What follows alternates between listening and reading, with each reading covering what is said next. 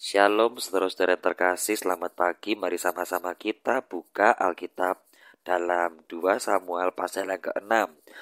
Kita akan melihat keseluruhannya, ada 23 ayat di situ. Saya membaginya menjadi 4 bagian yang penting untuk kita dapat renungkan, kita pelajari, serta kita dapat praktekkan dalam kehidupan sehari-hari, supaya bisa lebih mengerti bahwa melalui pesan firman Tuhan hari ini adalah Tuhan yang kita sembah, dalam nama Tuhan Yesus Kristus itu adalah bukan Tuhan yang sembarangan. Jadi jangan pernah kita meremehkan Tuhan kita. Kita melihat dulu bagian yang pertama, ya. Kita lihat bahwa di ayat yang ketiga mereka menaikkan tabut Allah itu ke dalam kereta yang baru. Nah, kita melihat di situ bahwa tabut Allah dinaikkan di kereta yang baru, bukan kereta yang cacat. Setelah mengangkatnya dari rumah Abinadab yang di atas bukit, lalu Uza dan Ahio anak-anak Abinadab mengantarkan kereta itu.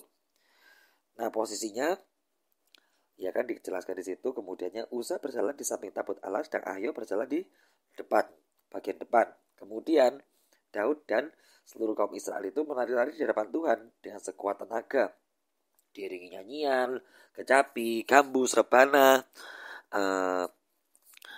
kelentung, dan celacap.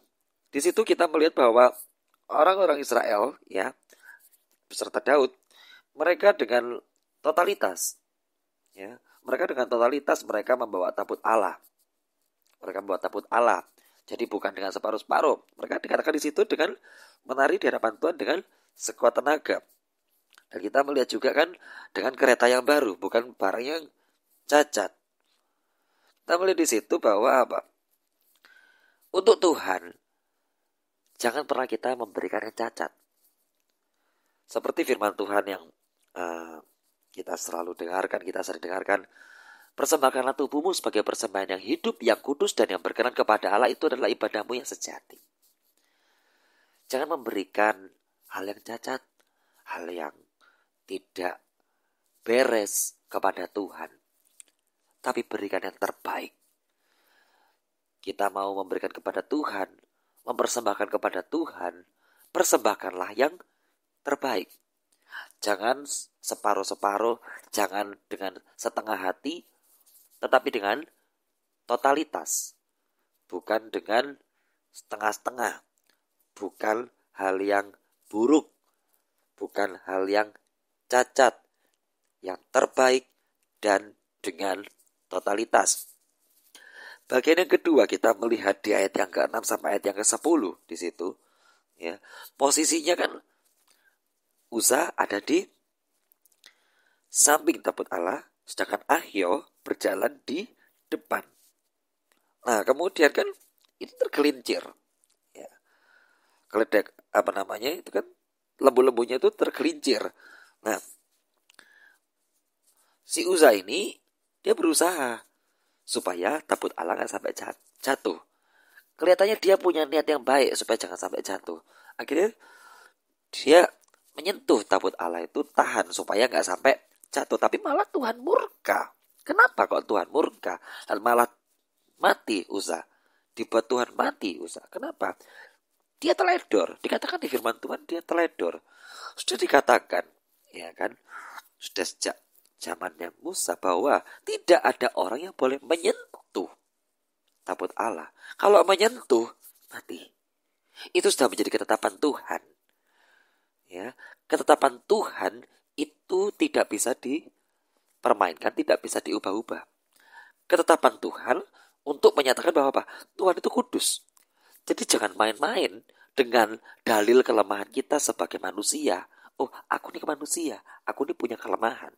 Ya makanya, karena kita punya kelemahan, galilah pengenalan kita kepada Tuhan supaya tidak teledor. Ya, firman Tuhan kan mengatakan di Amsal 1:7, permulaan pengetahuan adalah dengan takut akan Allah. Jadi supaya kita ini bisa punya hikmat dalam menjalankan kehidupan. Supaya kita ini bisa punya hikmat untuk mengenal Tuhan kita lebih dalam lagi dan tidak teledor. Supaya tidak sampai terjadi malah terjadi hal yang buruk yang menimpa kehidupan kita karena keteledoran kita, salah tangkep, salah paham, salah cara kita mengenal Tuhan. Itu malah membawa dampak yang buruk kepada kita. Nggak ada alasan untuk keteledoran. Tidak. Kenapa? Karena kita memiliki kesempatan. Kita diberi kesempatan oleh Tuhan untuk kita mengenal Tuhan lebih dalam. Pakailah kesempatan-kesempatan tersebut untuk kita bisa menggali pengenalan kita kepada Tuhan dengan lebih dalam lagi. Ya, mau punya hikmat, bertekunlah dalam firman. Bertekun terus dalam firman Tuhan. Kemudian, bagian yang ketiga, di ayat yang pertama sampai ayat yang ke-15, kemudian ayat 17 sampai 19, kita melihat di sana karena Raja Daud melihat Uza mati dengan cara seperti itu. Tadinya Daud kaget, loh kok terjadinya malah seperti ini. Akhirnya karena Daud ini takut, dipindahkan tabut Tuhan ini. Jadi nggak jadi dibawa ke tempat tujuan, tetapi malah dipindahkan ke Obed-Edom. Ya. Nah, di situ malah apa? Tuhan memberkati keluarga Obed-Edom. Kenapa? Karena adanya tabut Tuhan itu. Kemudian diberitakan kepada Daud bahwa karena adanya tabut Tuhan di Obed-Edom, makanya mereka diberkati. Ya udah, akhirnya dibawa balik sama Daud, ya kan? Dan mereka malah mendapatkan berkat dengan membawa tabut Tuhan tersebut, membawa tabut Allah tersebut. Sekali lagi, mereka pun juga membawa tabut Allah dengan menari-nari dengan sekuat tenaga, dijelaskan di situ, ya kan? Di situ kita bisa melihat bahwa Tuhan memberkati orang yang membuka diri untuk Dia. Tuhan memberkati orang yang membuka hati untuk Tuhan. Jadi jangan menutup diri untuk Tuhan, jangan menutup hati untuk Tuhan. Buka hati kita untuk Tuhan, supaya kita tahu apa sih berkat Tuhan, seperti apa berkat Tuhan. Mau dapat berkat Tuhan, buka hati dulu untuk Tuhan. Bagian yang keempat, bagian yang terakhir, kita melihat di ayat yang ke-16, ayat 20 sampai 23. Ya kan?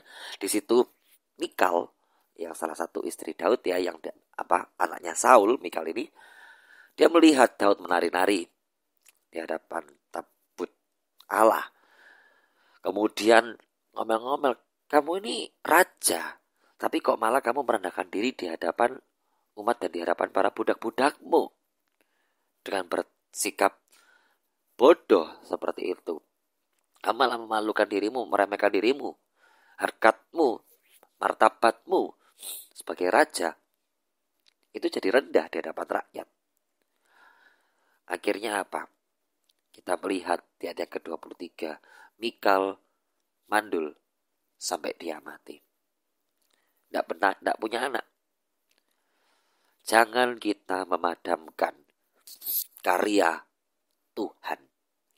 Di saat Roh Kudus, di saat Roh Tuhan sedang bekerja, jangan kita memadamkan karya Roh Kudus. Orang bersuka cita, orang beriang-riang, orang beria-ria, bergembira bersuka cita dalam hadirat Tuhan, jangan kita padamkan. Kenapa? Tuhan sedang bekerja luar biasa. Roh Tuhan sedang menguasai, sedang bekerja dengan luar biasa. Jangan pernah kita mengusik pekerjaan Tuhan. Jangan pernah kita menghalangi untuk orang datang kepada Tuhan. Jangan pernah kita memadamkan roh. Seperti dituliskan di 1 Tesalonika 5 ayat 19. Jangan padamkan roh.